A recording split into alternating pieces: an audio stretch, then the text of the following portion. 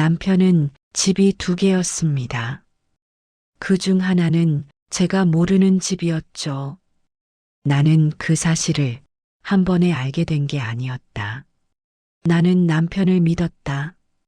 아니, 믿으려고 애썼다. 사람들이 말할 때마다 나는 늘 같은 대답을 했다. 우리 남편은 그럴 사람이 아니에요. 그 말은 남편을 향한 신뢰라기보다 내 스스로를 지키기 위한 주문에 가까웠다. 결혼한 지 47년. 나는 한 번도 남편의 주머니를 뒤진 적이 없다.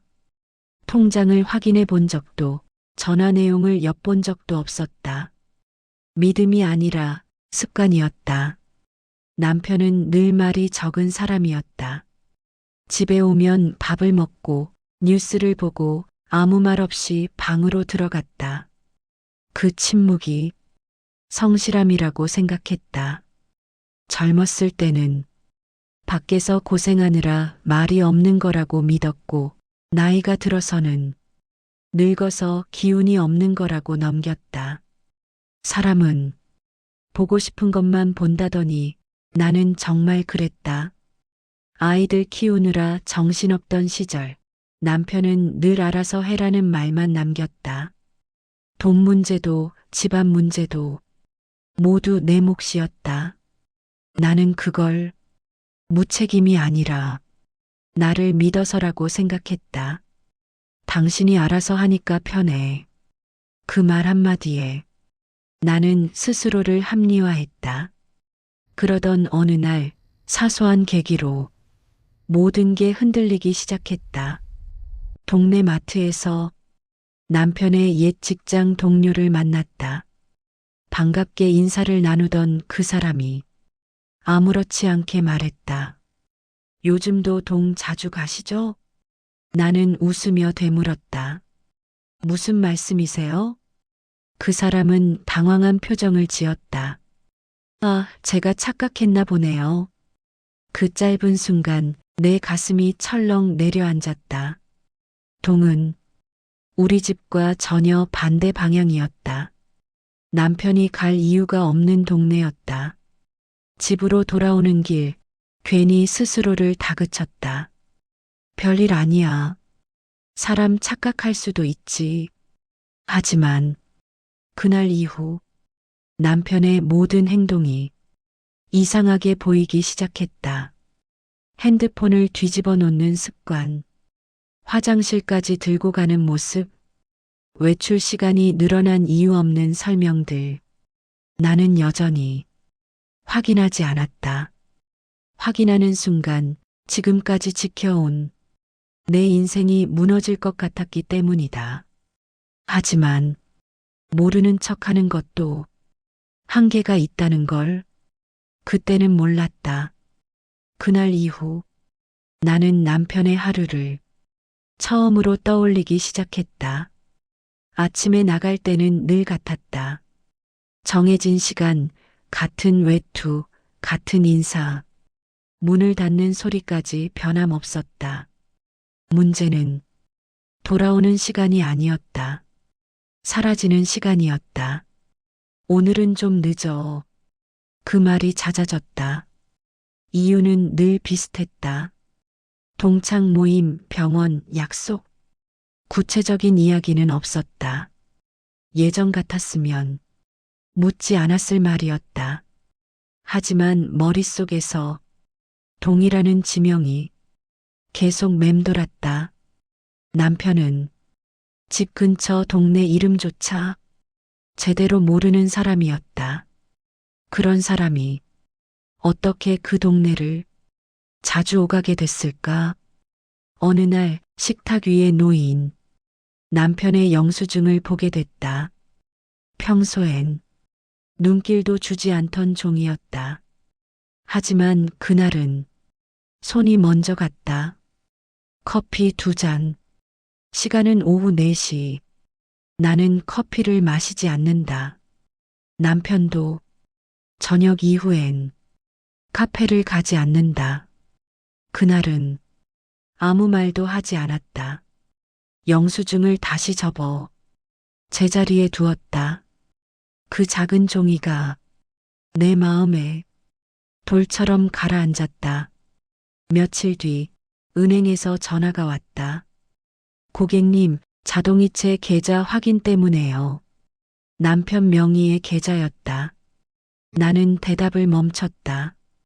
예, 최근에 이체 내역이 조금 변경돼서요. 남편의 통장은 늘 그대로였다. 연금, 생활비, 변하지 않는 구조, 변경이라는 말이 어울리지 않았다. 전화를 끊고 나는 한참을 소파에 앉아 있었다. 머릿속에서 두 가지 생각이 싸웠다. 하나는 그럴 리 없다. 다른 하나는 이제 봐야 한다. 그날 밤 남편이 잠든 뒤 나는 처음으로 그 사람의 가방을 열었다. 안쪽 주머니에서 작은 봉투 하나가 나왔다. 병원 봉투였다. 하지만 우리 동네 병원이 아니었다. 주소는 동. 그 순간 확신이 들었다. 이건 우연이 아니다. 실수도 아니다. 누군가의 착각도 아니다. 이건 숨겨온 생활이었다. 나는 봉투를 다시 가방에 넣었다. 모든 걸 본 척하면 되돌릴 수 없을 것 같았다. 하지만 이미 선은 넘어졌다. 나는 처음으로 남편을 의심한 아내가 됐다. 그리고 그 의심은 곧 현실이 될 준비를 하고 있었다. 의심은 사람을 조심스럽게 만든다. 나는 그날부터 말수가 줄었다. 괜히 티날까봐 평소보다 더 태연한 척했다. 남편은 아무것도 눈치채지 못했다. 그게 더 이상했다. 이렇게 많은 걸 숨기면서도 사람은 이렇게 평온할 수 있다는 게. 며칠 뒤 나는 은행에 갔다. 별일 아닌 척 직원에게 물었다. 남편 계좌 거래 내역을 확인할 수 있을까요? 직원은 잠시 망설였다. 명의자 본인만 가능하긴 한데 나는 조용히 말했다. 생활비 계좌예요. 그 말에 직원은 고개를 끄덕였다. 출력된 종이를 손에 쥐는 순간 심장이 쿵 내려앉았다. 정기적으로 빠져나간 돈. 금액은 크지 않았다. 하지만 너무 규칙적이었다. 매달 같은 날짜, 같은 시간대, 같은 금액. 생활비가 아니었다. 누군가의 생활을 유지하는 돈이었다. 나는 종이를 접어 가방에 넣었다. 이상하게도 눈물이 나지 않았다. 오히려 머리가 맑아졌다. 집에 돌아와 남편의 서랍을 열었다. 예전엔 절대 열지 않던 곳이었다. 통장 하나가 숨겨져 있었다. 내 이름은 없었다. 아이들 이름도 없었다. 오직 남편 혼자만의 계좌. 그 안에는 내가 모르는 또 다른 생활이 차곡차곡 쌓여 있었다. 나는 그제서야 알았다. 배신은 하루아침에 시작되지 않는다. 오랜 시간 준비된 거짓말이 어느 날 조용히 모습을 드러낼 뿐이다. 그날 저녁 남편은 평소처럼 밥을 먹고 뉴스를 봤다. 나는 물었다. 아주 담담하게. 요즘 돈 쓸 일 있어? 남편은 잠시도 망설이지 않았다. 없어. 그 짧은 대답이 모든 걸 말해주고 있었다. 나는 더 묻지 않았다.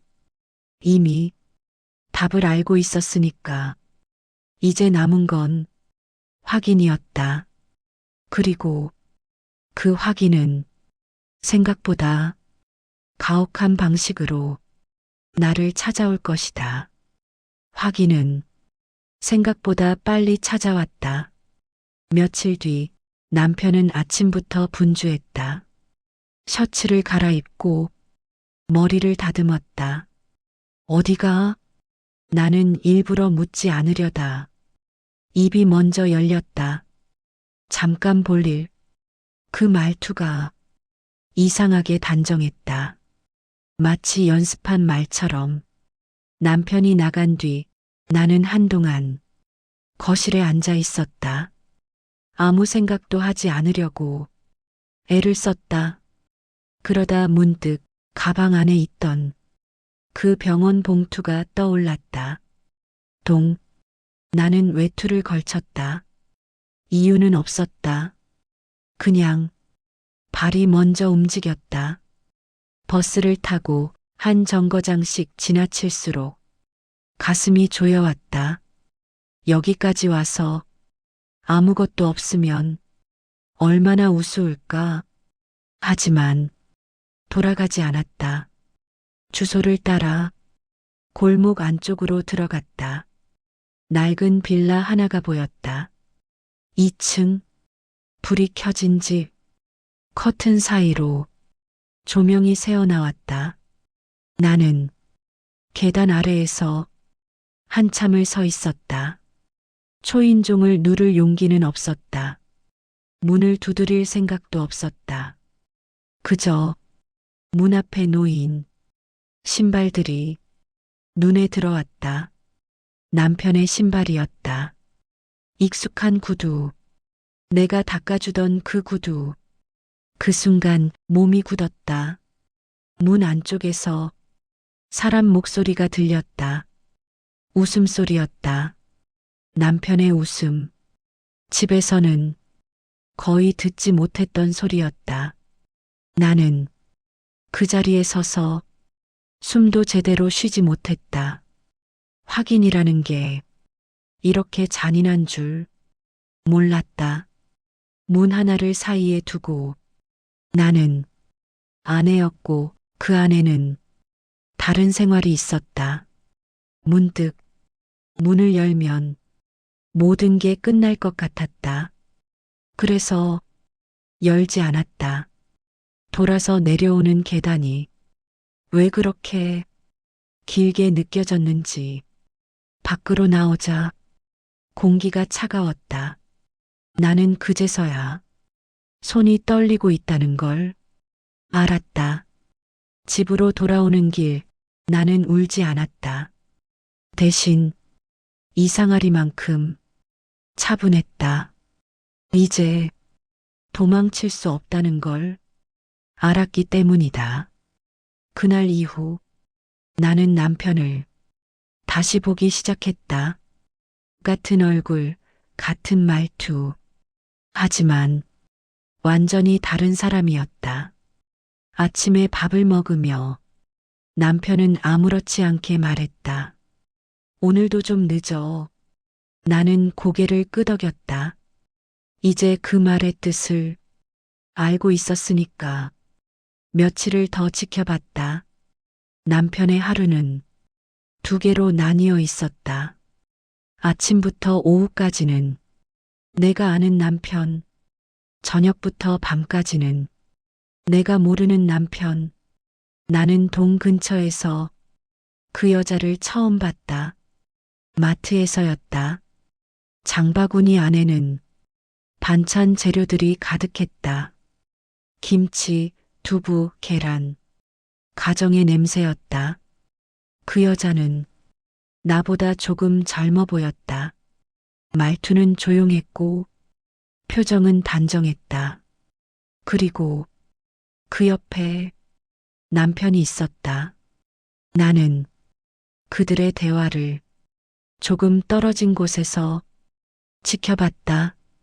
오늘은 집에 일찍 올 수 있어? 그 말에 남편이 고개를 끄덕였다. 집이라는 말이 내 귀에 박혔다. 그 여자의 집이었다. 그제서야 모든 퍼즐이 맞춰졌다. 남편은 다른 가정을 살고 있었다. 잠시 만나는 관계가 아니었다. 위로받는 사이도 아니었다. 밥을 먹고 생활비를 대고 하루를 함께 보내는 또 하나의 집. 나는 집으로 돌아와 부엌에 앉아 있었다. 냉장고 문을 열었다 닫았다. 쓸데없는 행동만 계속했다. 배신이라는 말이 너무 가벼워 보였다. 이건 사랑의 문제가 아니었다. 이건 내 인생을 둘로 나눠 속여온 시간이었으니까. 그날 밤 남편은 평소처럼 내 옆에 누워 잠들었다. 나는 그 숨소리를 들으며 처음으로 생각했다. 이 사람은 언제부터 나를 속였을까? 그리고 더 무서운 생각이 들었다. 나는 언제부터 속고 있었을까? 이제 울 수 있는 시간은 끝났다. 남은 건 선택뿐이었다. 사실을 알게 된 뒤에도 세상은 아무 일 없다는 듯 그대로 흘러갔다. 아침이 오면 밥을 차렸고 남편은 숟가락을 들었다. 김치가 좀 시네. 그 말이 이상하게 날카롭게 들렸다. 다른 집에서는 어떤 밥을 먹고 있을지 괜히 떠올랐다. 나는 아무 말도 하지 않았다. 화도 눈물도 전부 삼켰다. 지금 소리를 내면 내가 먼저 무너질 것 같았기 때문이다. 침묵은 겁이 아니라 시간을 벌기 위한 선택이었다. 며칠 동안 나는 기록을 남기기 시작했다. 남편이 나간 시간, 돌아온 시간, 말한 이유들 적어 내려갈수록 확신은 더 단단해졌다. 이건 우연도 실수도 한순간의 일탈도 아니었다. 계획된 삶이었다. 어느 날 남편이 말했다. 당신 요즘 왜 이렇게 말이 없어? 나는 웃으며 대답했다. 나이 들어서 그래. 그 말에 남편은 더 묻지 않았다. 원래 그랬듯 그 무심함이 이번엔 고마웠다. 나는 그 여자를 조금 더 알아보기로 했다. 동네 사람들의 말, 아이들 학교, 마트에서 들리는 이야기들. 그 여자는 남편을 아버지로 소개하고 있었다. 그 말이 내 가슴을 찔렀다. 나는 아내였고 그 여자는 가족이었다. 그날 밤 남편의 핸드폰이 울렸다. 잠든 척하며 나는 화면을 보았다. 오늘은 왜 안 와? 짧은 문장이었다. 하지만 그 안에는 모든 것이 들어 있었다. 남편은 메시지를 확인하고 조용히 일어났다. 잠깐 나갔다 올게. 나는 고개를 끄덕였다. 문이 닫히는 소리를 들으며 나는 처음으로 결심했다. 이 침묵은 끝이 아니라 시작이라는 걸. 나는 그날 이후 조금씩 사라지기 시작했다. 말을 줄이고 눈을 피하고 집안에서 내 흔적을 하나씩 지웠다. 남편은 눈치채지 못했다. 아니, 눈치채지 않으려 했다. 나는 서랍 속에서 오래된 통장 하나를 꺼냈다. 결혼 초 생활비를 모으던 통장이었다. 그 안에는 큰 돈은 없었다. 하지만 47년 동안 내가 버텨온 시간이 고스란히 남아 있었다. 그 돈을 보며 처음으로 생각했다. 나는 아무 준비도 안 한 사람이 아니구나. 남편은 늘 말했다. 당신은 집에만 있었잖아. 하지만 집은 아무나 지킬 수 있는 공간이 아니었다. 나는 가정의 모든 틈을 메우며 살았다. 아이들 학비, 병원비, 시댁 행사. 남편은 늘 결과만 보았다. 그 여자의 집에는 내가 모르는 가구들이 놓여 있었다. 남편이 고른 소파, 남편이 산 전자제품. 나는 그제서야 알았다. 그 사람은 나와 살며 인생을 미룬 게 아니었다. 두 개의 인생을 동시에 살고 있었던 것이다. 나는 조용히 정리를 시작했다. 사진 앨범을 정리하고 필요 없는 물건을 버리고 서류를 한 곳에 모았다. 이상하게도 눈물이 나지 않았다. 대신 마음이 차분해졌다. 아마 오래전부터 이날을 준비하고 있었는지도 모른다. 남편은 여전히 아무것도 모른 채 내 옆에서 잠들었다. 그 숨소리를 들으며 나는 생각했다.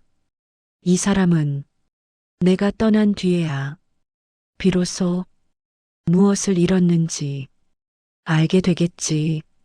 그리고 그때쯤이면 나는 더 이상 설명하지 않을 것이다. 사람들은 배신을 알게 되면 당장 따져야 한다고 말한다. 소리치고 묻고 모든 걸 밝혀야 한다고. 하지만 나는 그럴 수 없었다. 그 이유는 미련도 두려움도 아니었다. 지금 여기서 폭로해버리면 내 인생의 마지막 장면이 그 사람의 잘못으로만 남을 것 같았기 때문이다. 나는 내 이야기의 주인공으로 끝나고 싶었다.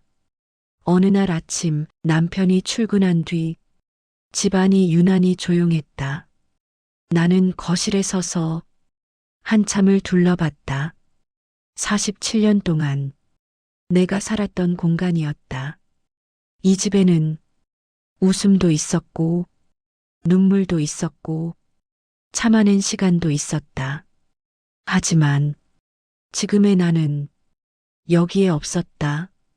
나는 작은 가방 하나를 꺼냈다. 옷 몇 벌, 통장, 서류, 짐이라고 하기엔 너무 가벼웠다. 그게 내 인생의 무게 같아서 웃음이 났다. 나는 메모 하나를 남겼다. 긴 설명은 쓰지 않았다. 나를 찾지 마.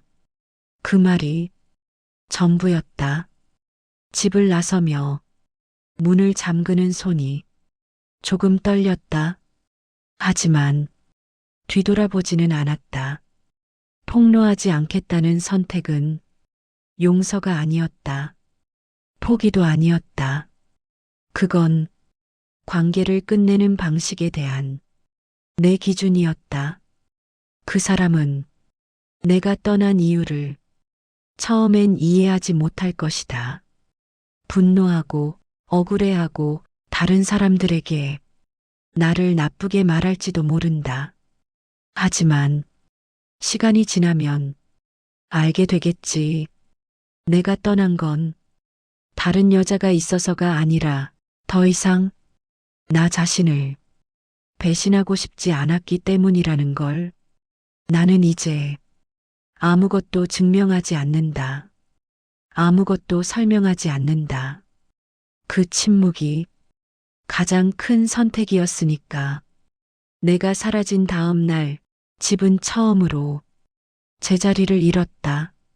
남편은 아침에 일어나 식탁을 바라봤다고 했다. 밥도 국도 내가 늘 놓던 물컵도 없었다고. 처음엔 화를 냈을 것이다. 설명도 없이 나갔다고. 나이 들어 무슨 철이냐고. 그 다음엔 전화를 걸었을 것이다. 받지 않는 전화에 점점 목소리가 높아졌을 것이다. 하지만 그 모든 감정은 곧 이상함으로 바뀌었을 것이다. 옷장이 비어 있고 서랍이 정리되어 있고 사진 몇 장이 사라진 걸 보았을 때 이건 잠깐의 외출이 아니라는 걸 그제서야 느꼈을 것이다. 아이들에게 전화가 갔다. 엄마랑 연락돼? 큰아이는 잠시 망설이다 말했다고 한다. 요즘 엄마 좀 이상하긴 했어. 그 말에 남편은 처음으로 내가 아니라 자기 자신을 의심했을 것이다. 작은 아이는 화를 냈다. 엄마가 왜 말도 없이 나가? 아버지가 뭘 잘못했는지는 생각 안 해? 집안은 조용하지만 무너져 있었다. 그동안 내가 채워넣던 틈들이 한꺼번에 드러났기 때문이다. 빨래가 쌓이고 반찬이 떨어지고 집은 점점 낯선 공간이 되었다. 그리고 그 여자의 집에도 균열이 생겼다. 내가 사라졌다는 소식은 그쪽에도 전해졌을 것이다. 남편의 얼굴이 달라졌을 테니까 늘 여유롭던 사람의 표정이 조급해지고 전화가 늘고 말수가 줄어들었을 것이다. 두 개의 가정으로 균형을 잡고 있던 삶은 한쪽이 사라지자 순식간에 기울었다. 그 여자는 그제서야 알았을 것이다. 자기가 사랑한 남자는 완전한 사람이 아니라 누군가의 삶 위에 서 있던 사람이었다는 걸. 남편은 처음으로 혼자가 되었다. 나에게서도 그 여자에게서도 완전히 편하지 않은 상태로 그때서야 그는 생각했을 것이다. 아내는 아무 말도 하지 않았는데 왜 이렇게 모든 게 무너졌지? 그 질문에는 답이 없었다. 왜냐하면 나는 설명하지 않았고 그는 물어본 적이 없었기 때문이다. 남겨진 사람들은 각자 다른 방식으로 그 빈자리를 마주하고 있었다. 그리고 그 모든 반응은 내가 떠난 선택이 틀리지 않았다는 걸 조용히 증명하고 있었다. 사람들은 내가 어디로 갔는지 궁금해했을 것이다. 아이들은 주소를 묻고 남편은 이유를 찾으려 했겠지. 하지만 나는 아무에게도 설명하지 않았다. 설명은 이해를 구하는 일이었고 이해를 구하는 순간 나는 다시 그 사람들의 판단 안으로 들어가야 했기 때문이다. 나는 작은 방 하나를 얻었다. 창문 하나, 작은 부엌, 낡은 책상. 처음 며칠은 너무 조용해서 잠이 오지 않았다. 늘 누군가의 숨소리, 누군가의 기척 속에서 살아왔기 때문이다. 하지만 며칠이 지나자 그 조용함이 점점 편해졌다. 아침에 일어나 누구 눈치도 보지 않고 밥을 먹었다. 반찬이 없어도 괜찮았다. 누군가를 위해 차리지 않는 식탁은 처음이었다. 나는 거울을 보며 스스로에게 물었다. 너는 언제부터 남의 인생을 살았니? 답은 이미 알고 있었다. 아내라는 이름, 엄마라는 이름, 참는 사람이라는 역할 속에서 나는 조금씩 사라지고 있었다. 남편의 배신은 그 사실을 드러낸 계기였을 뿐이다.